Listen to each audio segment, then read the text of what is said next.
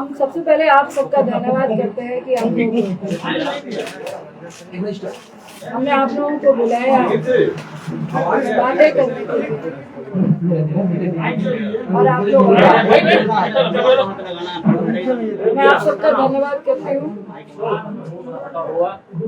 और दूसरा, बिहार के तमाम पार्टियों के एमएलए, एमपीज, छोटे जनप्रतिनिधि, बड़े जनप्रतिनिधि, इवन जदयू के भी, भाजपा के भी, राजद के भी, सीपीआई सीपीएम के भी,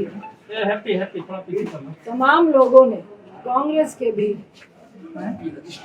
तमाम कई मंत्रियों ने भी जो सपोर्ट किया पप्पू जी को, उसके लिए मैं उन सबका धन्यवाद करता हूँ। तीसरी बात, बहुत राजनीतिक लोग भी चाहते थे कि आज की प्रेस कॉन्फ्रेंस में हम लोग भी साथ आपके खड़े हो। मैं उन सब से माफ़ी चाहती हूँ, क्योंकि मेरा मकसद आज भी अभी तक राजनीति खेलने का नहीं है। ये महामारी का वक्त है, इसलिए मैं उन सब से माफ़ी चाह रही हूँ, क्योंकि सत्ताधारियों को ऐसा कुछ भी मैं महसूस नहीं कराना चाहती जिसकी आड़ में वो लगे हुए हैं।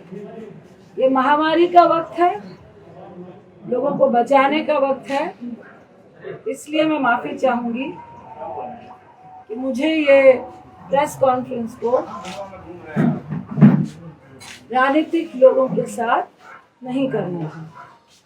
मैं उन सब का धन्यवाद करती हूँ कि जो तहे दिल से पप्पू जी के साथ है। सही मायने में देखिए, लोग पप्पू जी के साथ इसलिए नहीं खड़े हैं कि अभी 4 दिन में चुनाव हो रहा है या कुछ ऐसा होने वाला है, क्योंकि बहुत बड़ी पार्टी है। आज इसलिए खड़े हैं लोग क्योंकि महामारी चल रही है, पैंडेमिक चल रहा है, दूसरी लहर चल रही है और कईयों की जानें जा रही हैं। सब लोग भयभीत हैं और उस भय में हम और आप एक दूसरे का सपोर्ट बन रहे हैं।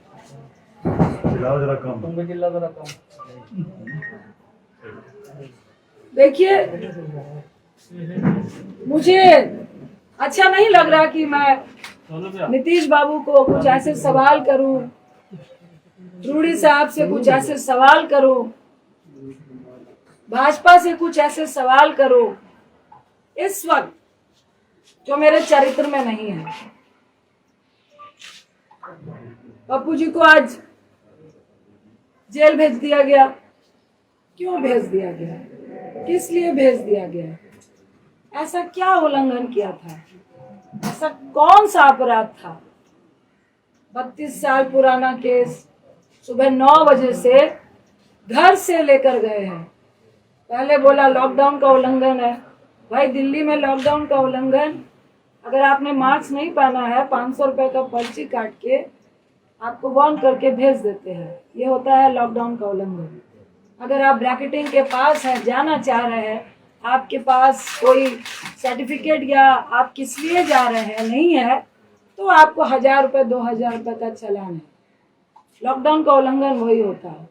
उनको लगा कि अब लॉकडाउन का उल्लंघन से तो बात नहीं बनेगी। तो ये कौन लोग थे, किनके इशारे पे हुआ?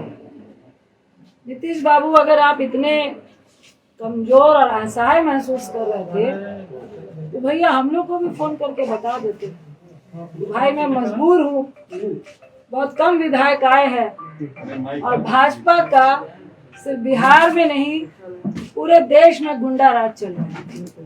जो वो चाहते हैं वो ही करते हैं। सत्ता में अगर आप हैं तो वो चोर नहीं है, अगर आप सत्ता में नहीं है तो आप चोर हैं। मुझे तो परेशानी के साथ हंसी भी आ रही थी कि ना चोर को पकड़ूंगा ना चोरी को पकड़ने दूंगा, ना मैं खुद काम करूंगा ना किसी को काम करने दूंगा। देखिए, मुख्यमंत्री साहब, ये किसी पर छींटाकशी का वक्त नहीं है। अब मुझे आपसे कोई निजी दुश्मनी नहीं है। मैं तो आपसे ये पूछना चाहती हूँ कि आपको आखिर हो क्या गया है? इतने अपंग क्यों हो चुके हैं? ऐसी कौन सी चीजें हैं जिसके दबाव में आप वो सब कुछ कर रहे हैं जो बिहार को गवारा नहीं है? क्या बालिका गृह कांड है? क्या आपकी बहुत सारी फाइलें हैं?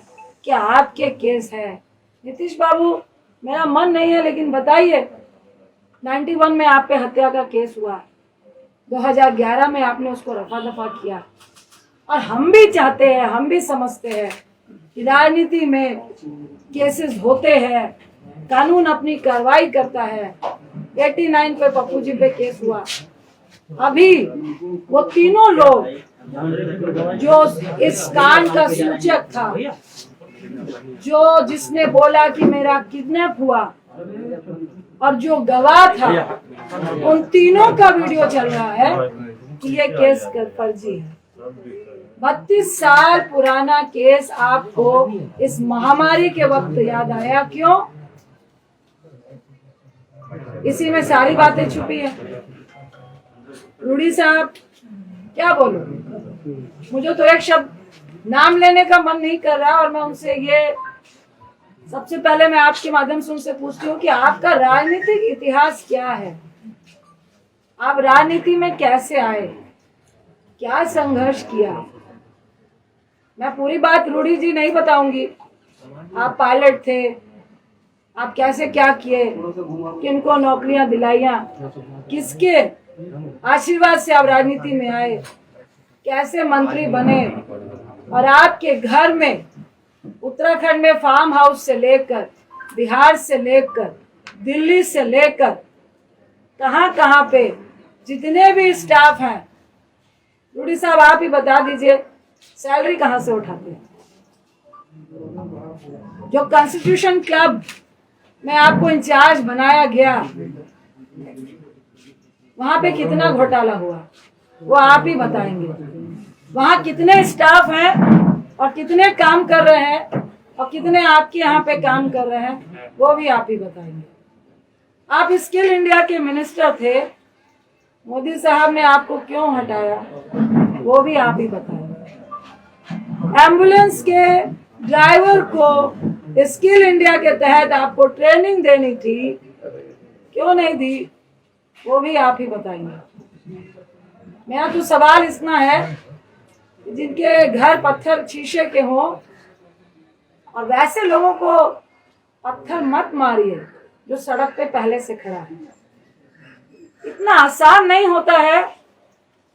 ये कोई ड्रामा या नाटक नहीं चल रहा है कि हम पिक्चर खिंचाने के लिए लाशों के ढेर पे जा रहे हैं, फोटो खिंचाने के लिए शमशान घाट में जा रहे हैं, फोटो खिंचाने के लिए अस्पताल अस्पताल घूमने का काम कर रहे हैं।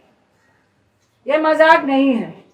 रूडी साहब, मुख्यमंत्री साहब और ये भाजपाइयों कमरे में बैठ के लॉबी लॉबी खेलने में बहुत मजा आता है। मॉडलिंग करते हुए सेटिंग करने में बहुत मजा आता है। और रूडी साहब की राजनीति हैसियत राजनीतिक व्यक्ति से ज्यादा सेटिंग और लॉबी लॉबी करने वाली है। आज उसी के बल पे जिस तरह आपने पप्पू जी को जेल भेजने का काम किया है, भाई वो तो सड़क पे खड़े थे, अपनी मौत का कफन बांध के परिवार को, पत्नी को, बच्चे को, तमाम लोग को छोड़ के पहले ही अपनी जान देने के लिए खड़े थे। आपने उनको जेल भेज दिया, डरा दिया आपने। कितना डराएंगे? आपने तो मुझे भी जगा दिया। मैं एक सेकंड भी बाहर मास्क के बगैर नहीं रहती हूँ, लेकिन आज हूँ। आपने किया। अब जब तक पप्पू जी जेल में है, खेल तो होगा और अस्पतालों का निरीक्षण भी होगा। जो बेड आप लोग बेच रहे हैं प्राइवेट और सरकारी, और जिन माफियाओं से मिलकर ड्रग्स की कालाबाजारी हो रही है, ऑक्सीजन की कालाबाजारी हो रही है, रेमडेसिविर की कालाबाजारी हो रही है, ये खुंदक सिर्फ पप्पू जी के राजनीतिक कद से नहीं है, ये खुंदक आपकी और ड्रग्स कंपनियों की अरे बोल लो भाई, तुम्हें लोग पीछे जो एक साथ मिली भगत से जो आप पैसा कमाने में आज बिहार में रोक लग रही थी। हर अस्पताल में लगातार लोग रोक लगा रहे थे। हर अस्पताल में एक तरफ 95,000 का ऑक्सीजन सिलेंडर मिल रहा था, तो कोई व्यक्ति आपको फ्री में पहुंचा रहा था, आपकी दुकान बंद हो रही थी। आपने छेड़ा है, अब तो हम लोग भी चप्पा चप्पा छानेंगे। कितनी मिली भगत है, ये तो सबके सामने है, सरेआम है कि जहां पर शमशान घाट में 200 लाशें जल रही है, वहां आप 10 दिखाते हैं। सिर्फ बिहार में नहीं, हर जगह पे, उत्तर प्रदेश में, दिल्ली में, मध्य प्रदेश में, जहां जाइए वहीं ये हाल है। देखिए, सत्ताधारियों को उतना ही डराना चाहिए जितने में लोग डरे। इतना भी मत डराइए कि लोग डरना भूल जाए। और जो सड़क पे खड़ा हुआ व्यक्ति तो आप जब डराने की कोशिश करते हैं, मौत का कफन बांध के खड़ा हुआ व्यक्ति, उस व्यक्ति को जब आप डराने की कोशिश करते हैं तो डर खुद डर जाता है। ये सत्ताधारियों को समझना चाहिए। और इस महामारी में भी सबसे बड़ी अगर कोई महामारी है, वो है लालची सत्ताधारी, जो इस बड़ी महामारी से भी बड़ी महामारी है। वैसे लोग जो आज सत्ता में विराजमान है, जो जनता को मरते देखकर कीड़े मकोड़े समझते हैं और खुद को उनको मारने वाली दवाई समझते हैं। मुख्यमंत्री साहब, आप और आपका गैंग और ये भाजपाई आज जनता को महामारी में कीड़े मकोड़ों की तरह मारने वाली आप लोग दवाई बने हैं। महामारी से अगर 10 लोग मर रहे हैं, पर आपके कारण 500 लोग का आंकड़ा जो हो रहा है, वो आप लोग के कारण हो रहा है। वो आपकी दी हुई असुविधा के कारण हो रहा है, वो आपकी अव्यवस्था के कारण हो रहा है। पप्पू जी का क्या दोष था?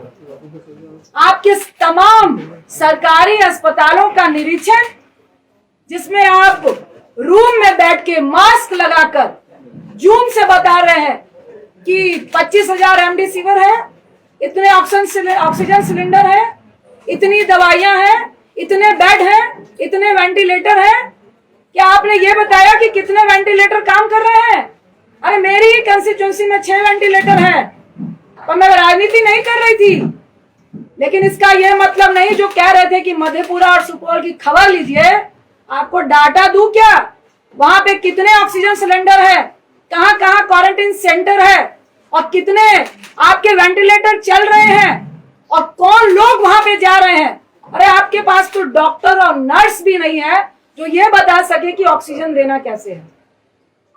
आपने 120 रेमडेसिविर दिए हैं, आपने 250 ऑक्सीजन सिलेंडर दिए हैं। हमने पूछा सिविल सर्जन को, भाई साहब 500 लोगों को ऑक्सीजन लगेगा तो क्या करेंगे? तो मैडम दरभंगा में बैकअप है। तो हमने कहा व्यक्ति मरेगा तब तक आप लेकर आएंगे, आप मुंह मत खुलवाइए। और हम लोग सिर्फ मुंह इसलिए नहीं खोल रहे हैं कि लोग पैनिक नहीं हो, लोग नहीं डरे, लोग भयावह नहीं हो। क्योंकि जिसका 95 भी ऑक्सीजन होता है, अगर उसको ये मालूम चल जाता है कि अस्पताल में ऑक्सीजन सिलेंडर नहीं है, उसका ऑक्सीजन लेवल वहीं से 90 और 88 चला जाता है। इस दर्द के कारण आपकी बातों को नहीं बोल रहे, इस दर्द के कारण आपसे हम लोग बात नहीं करना चाह रहे थे। लेकिन आज जिस तरह की स्थिति आपने पैदा की है, तो नीतीश बाबू आपको भी जवाब देना पड़ेगा, रूडी जी आपको भी जवाब देना पड़ेगा। और ये कौन सा मंत्रालय है जो फेलियर के नाम से, कौन से लोग हैं, कौन से ब्यूरोक्रेट्स हैं जिनको आपने कभी अपना ओएसडी बनाया, फिर उनको मंत्री बनाया, और आज वो सबकी मिली भगत से उनकी दुकान नहीं बंद हो जिसके लिए आप मुंह बंद कराना चाहते हैं। अरे कितनों का मुंह बंद कराएंगे? और शर्म आनी चाहिए, और थोड़ा डरिए। आप पप्पू जी को जेल में बंद कर देंगे तो क्या लोगों को मरने देंगे? आपकी ये मंशा है कि लोग मरे और हम तमाशा देखें? गोल्फ के मैदान में गोल्फ खेलते हुए कि भाई स्थिति बहुत पैनिक है, मुझे तो बहुत डर लग रहा है, आई एम वेरी सेफ, कहने में बहुत मजा आता है। मोदी साहब आप भी आइए, जो सेंट्रल में चुप्पी साध के बैठे हैं, ये आपके ही क्रियाकलापों का प्रेरणा है जो आज आपके लोग कर रहे हैं। पहले जब सेकेंड लहर आई, दूसरी लहर आई, तो आप सत्ता के जुनून में, जीतने के जुनून में इतने पागल थे कि हमारे देश में ये जो महामारी की आपदा है, ये प्राकृतिक आपदा से ज्यादा WHO और पूरे वर्ल्ड के कंट्री का ये कहना है कि 90% हमारे देश की जो आपदा है वो मैन मेड है। आपके प्रधानमंत्री, आपके सत्ताधारियों ने इसको जबरदस्ती फैलाने का काम किया है, लोगों को मारने का काम किया है। और आपको शर्म नहीं आ रही कि उस बीच में अगर कुछ लोग अपनी जान की परवाह किए बगैर आपकी मदद करना चाहते हैं तो आप जेल खेल रहे हैं, आप राजनीति खेल रहे हैं, आप लॉबी खेल रहे हैं। देखिए, मुझे लॉबी खेलने का कोई शौक नहीं है, ना इस वक्त राजनीति खेलने का शौक है, और ना ही जो खेलेगा उसको खेलते देते रहने का, देखने का शौक है। देखिए, जो चौराहे पे है वो तो रहेगा, जो डर रहा है वो इस बात को समझे कि जल्द से जल्द अगर पप्पू जी की रिहाई नहीं हुई और ये ड्रामा चलता रहा तो बहुत जल्द आपको भी मुख्यमंत्री आवास से निकलना पड़ेगा, आपके मंत्रियों को मुख्यमंत्री आवास से निकलना पड़ेगा और चौराहे में खड़ा होना पड़ेगा और जवाब देना पड़ेगा। ये दिल्ली में बैठ के जूम से काम नहीं चलेगा।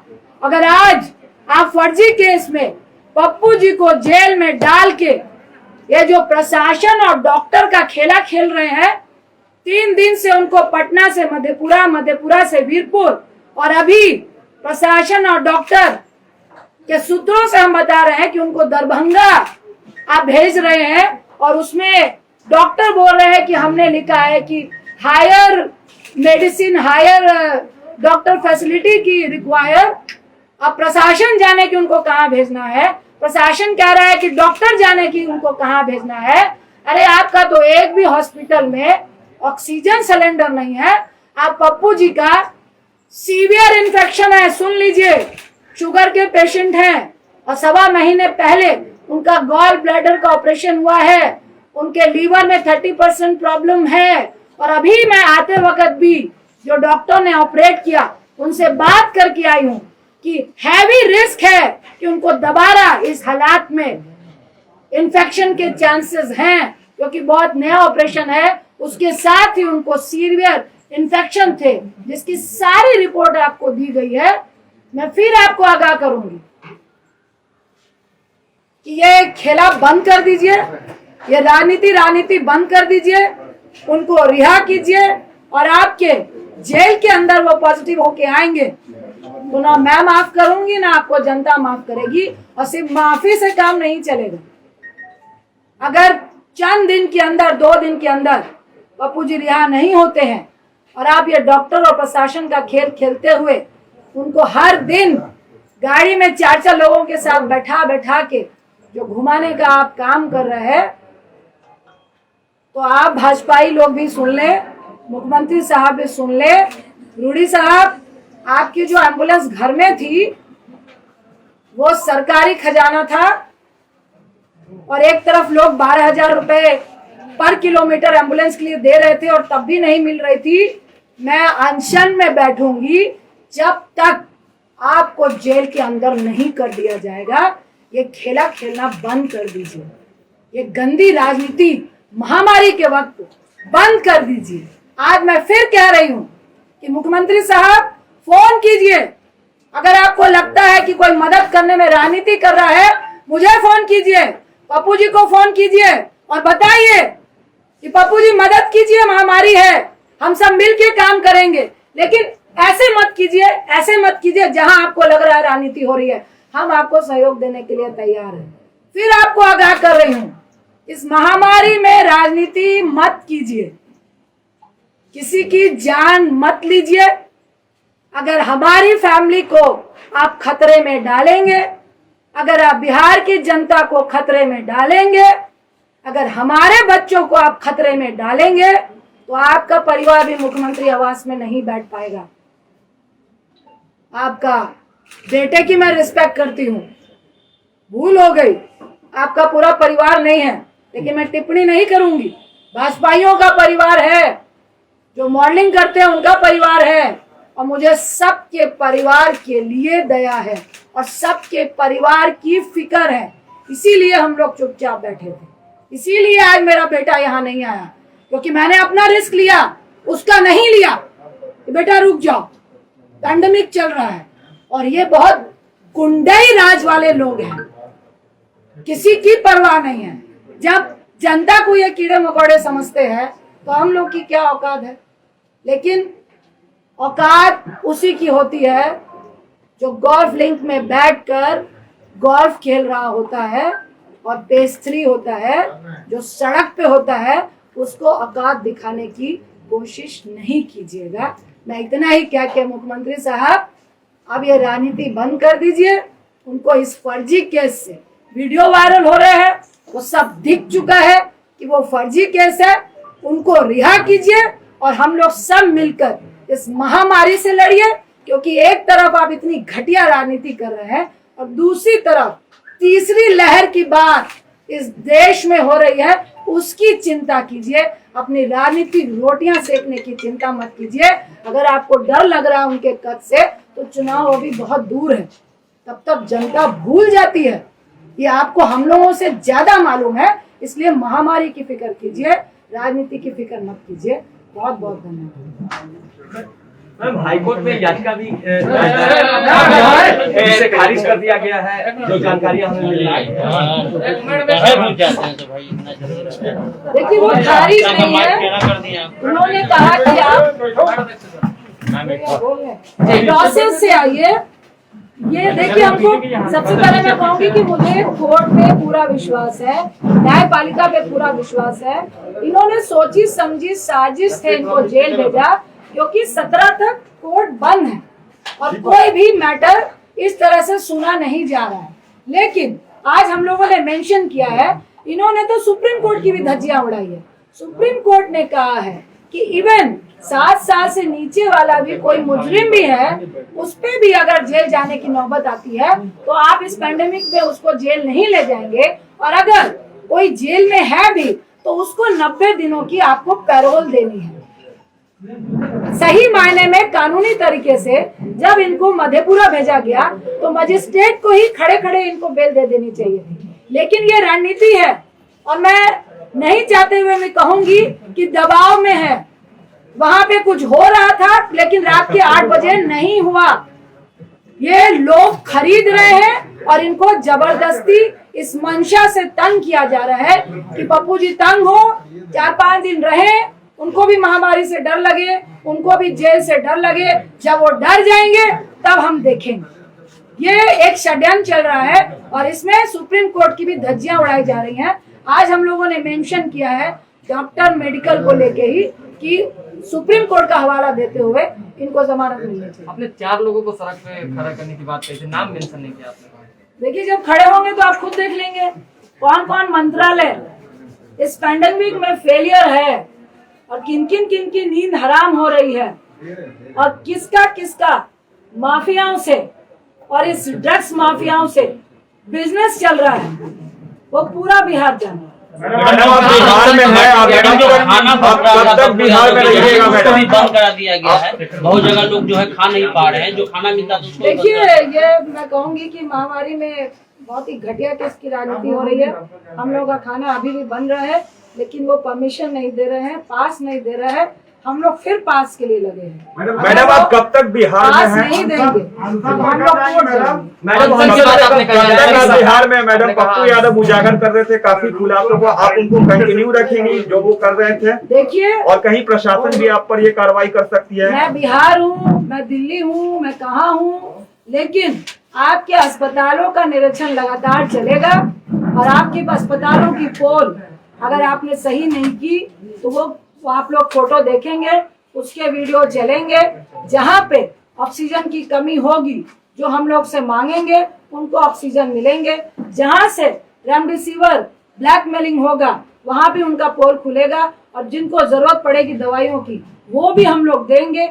जितनी मदद कंटिन्यू हो रही थी वो लगातार मदद होती रहेगी। इस पैंडेमिक में आप किसी को मदद करने से नहीं रोक सकते। ये वैसे सत्ताधारी हैं, आज पप्पू जी को यहाँ पर जेल में बंद किया है, वहाँ हमारे कांग्रेस के यूथ अध्यक्ष को तो श्रीनिवासन के घर में जांच हो रही है कि खाना कहाँ से खिला रहे हैं भैया, आप कहाँ से दवाई दे रहे हैं। तो ये गुंडाई राज चल रहा है, मैं फिर कहूंगी पूरे देश में, जिसके खिलाफ हम और आप सबको खड़े होना है। आपने अनशन की बात कही, अनशन पे कब बैठेंगे तो कह रही हैं अनशन अनशन। का कोई दिन तय किया है? कब से जारी है अनशन? मैंने आपको बोला, मुख्यमंत्री साहब को फिर आगाह किया, जल्द से जल्द पप्पू जी की रिहाई हो, क्योंकि आपने फर्जी केस में जबरदस्ती इस पैंडेमिक में जो पोल आपके स्वास्थ्य का खुल रहा था सुविधाओं का, उसके लिए आपने भेजा है। अगर आप इस तरह से छिछोरी राजनीति करेंगे तो हम लोग को भी मजबूरन आपके सामने आना पड़ेगा और जब तक आपके मंत्रीगण भी जेल नहीं जाएंगे तब तक अनशन। मैडम आरजेडी के मधेपुरा विधायक ने कल प्रेस कॉन्फ्रेंस कर कही कि ये गिरफ्तारी पहले होनी चाहिए थी, बीजेपी जो है कहीं न कहीं षड्यंत्र के तहत ये खेला करवाई है। विनाशकाले विपरीत बुद्धि। मैडम पीएम केयर फंड जो है पारदर्शिता उसमें नहीं आई, कहा जा रहा है कि जो वेंटिलेटर खरीदे गए उसमें बहुत सारे तकनीकी खराबी चल रही है। आपको दूसरी पीएम केयर फंड की बात चल रही है। 100 रुपए किलो डीजल, 100 रुपए डीजल और पेट्रोल हो चुका है और उससे उनको 21 लाख करोड़ रुपए आ चुके हैं और पीएम फंड में भी कितने रुपए आए हैं वो उन्होंने बताया नहीं है। और ये पैसा कहाँ जा रहा है, किसकी जेब में जा रहा है? क्या मुझे तो मैं दावा करती हूँ कि ये ऑक्सीजन सिलेंडर की ब्लैकमेलिंग वालों को मिल रहा है। अभी दिल्ली में खान मार्केट में पकड़ाया था 800 जो ऑक्सीजन आपके कंसंट्रेटर है और उनका जो नवनीत कालरा वो बीजेपी और आम पार्टी से मिला हुआ है। ये तो मिली भगत और उन्हीं को पैसे दिए जा रहे हैं कि आप विदेश से मंगाइए 20,000 में और यहाँ पे 70,000 में दीजिए और फिर हमारे पार्टी फंड में भी दीजिए। तो चुनाव में आखिर सत्ता पाने के लिए किस तरह से वो एमएलए खींचे?